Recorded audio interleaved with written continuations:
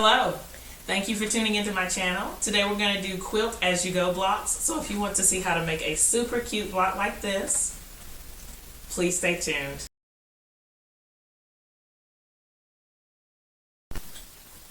The quilt as you go block is really neat because all of the 3 layers are together in this small part. So here you see the top, and then the batting is already in the middle. And the backing, you can see the, hopefully you can see the stitching lines on the back. For this one, for all of the blocks, I decided to use a matching thread color. So hopefully you can see it without actually being able to see it. All right, let's talk about the fabrics. This is going to be a quilt for my new baby niece, Della. And so we're going to really focus on the pinks. What happened was when we went down to see the baby, her mom had the strips from that they used to decorate the bassinet, and so we used some of those strips. Like this pink and white polka dot was one that she gave me, and then this one was one that was in her little box and stuff. And so what I've done is I went to a local quilt shop and I got scraps from there. And then I went to another shop and they had these little grab bags. And I've already pulled the pink out of it, but this was a bag and it just had the remnants from the yardage, whatever they had left over on the bolt. And then they put it in a little baggie. And this was $5. So I bought a few of those. And I filled up a couple bags at another shop for $2. Check your quilt shop because there may be a way to get scraps super inexpensively. Okay? These were some of their clearance fabrics too, and since they had the pink, I just went with it. Okay? This is just a few examples of the scraps, and if you look at all the blocks, they all have different scraps. I also did a few other things with some parts that I found in my scrap bags. Here is an example of one thing that you can do. This was a, I guess like a panel in a smaller quilt or in a fabric bag that I saw. And what I did was I cut it, and then I just put strips on all 4 sides, so you can see that. And if I turn it over, I hope that you can see the quilting. I just did some circles around the flower, and then when I added the strips on, that finished it out. I've done the same thing here with this one, except it's just the circles.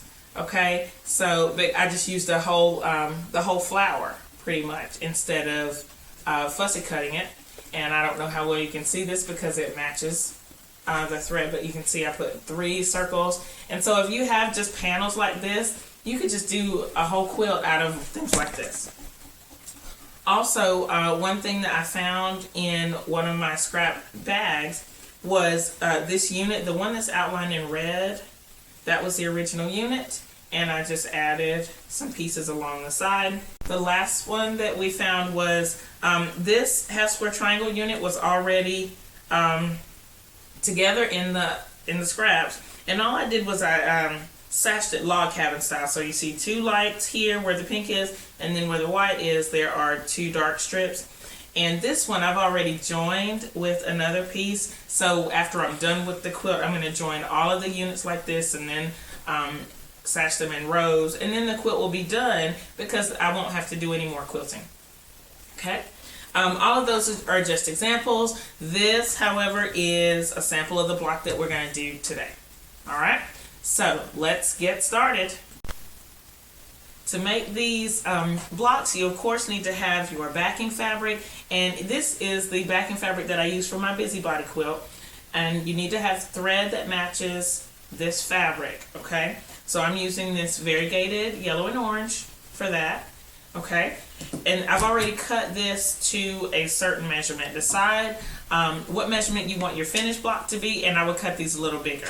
So I want my finish to be 8 inches, but I've cut these squares to 9 inches. So I have my backing fabric. I'm going to place this right side down. Okay, then I have my batting. This is leftover batting that I just cut into squares. at 9 inches. All right, so this is warm and natural, and check your batting to be sure that if it has a right side and wrong side. This has a right side, and the right side should go up. So, and then you're going to place that on top of your backing fabric. Okay. From here, it's super simple. You're going to start with a strip. I'm going to start at the diagonal. So I'm just going to take a strip of fabric and I'm going to place it diagonally from corner to corner. It does need to be a little bit longer than the fabric. You are going to cut these down, but it does need to be a little bit longer. Okay. Then you take any other strip. Here's just another strip. Place it right sides together on here. And this may not be long enough, but it'll work for right now for the demonstration.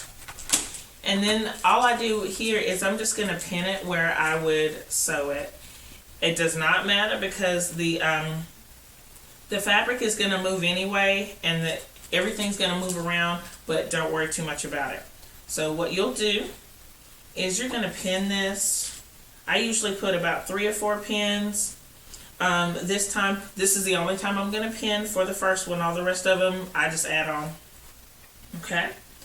And then you're just going to sew a 1/4 inch seam from on the right side of that. Okay. After you've done that, you'll get a piece that looks like this. Okay. So here you see that I have a center piece and a piece sewn, and here's the stitch line. I did use gray thread on the top, but on this one I have an error. I forgot to change the thread. It doesn't matter. I'm going to leave it. But every other thread I did remember after this, so every other thread is going to be yellow. And so all I do here is finger press out, and then I would look for another strip to join on this side. Doesn't matter. You can do all of this side first and then all of this side. It doesn't matter. But here's just an example. I won't stitch this one down at all. But then you would put another one here. And again, I didn't pin. I just took it to the sewing machine. After you do that, you'll have a piece that looks like this. Okay. So once I fold this out, you're going to see that there are 3 pieces here. This is our center piece. This was the first piece I sewed on. And then the second one.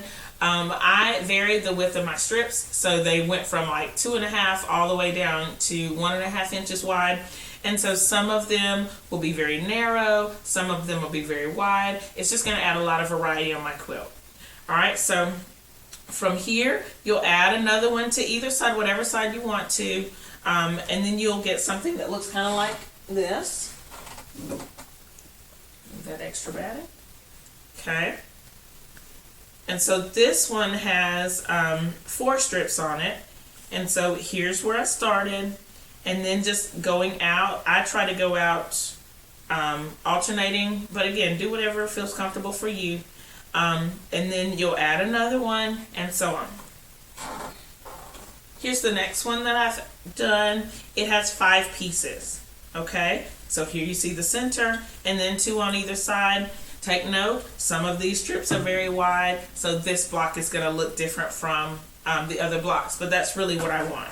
Okay, now for the next block, I went ahead and finished it out.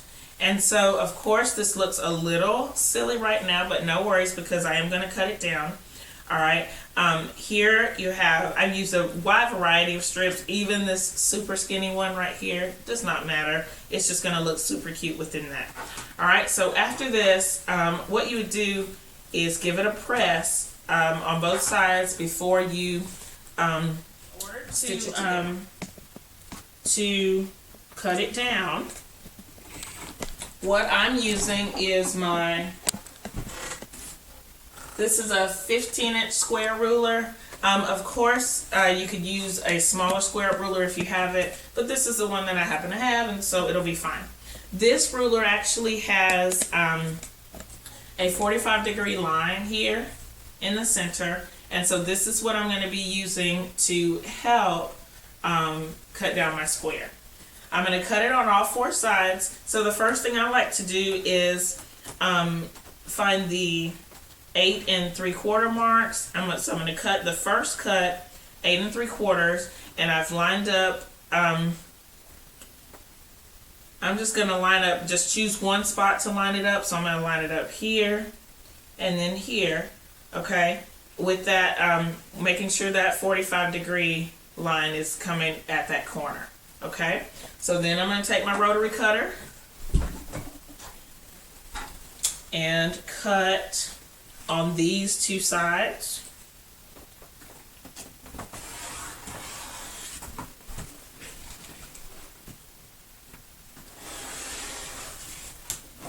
Alright, then I'm going to flip the block over, and now I'm going to line up the 8 1/2 mark. Alright, so it's right here. Give it a nice firm press, and here I'll cut the other two sides.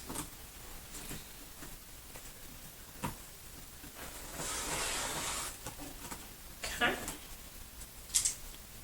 And here we have it. This is our completed block. It looks very different from what we just had that looks so messy, but these are going to be perfect as we get ready to put them in our quilt. Okay, so let me give you an example of one layout that you could do. And I would encourage you, if you're working on quilts as you go, please leave some comments, leave some pictures so that we can all see and check it out.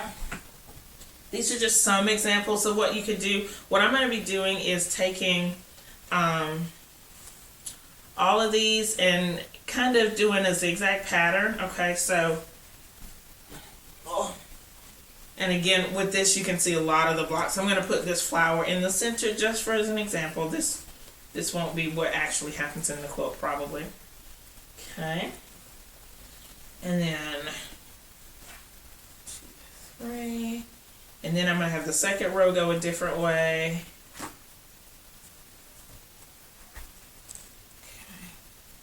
In the third row. And so even though it's just strips, you can really create some cool designs. Okay. I'm just looking for something different. Okay. Alright, so that's just an example of what you can do with your blocks. I'm going to be putting them all together after I get everything finished in a quilt. If you have questions, please leave them below. And as always, thumbs up if you like it, and please subscribe to my channel. Thanks for watching. Bye.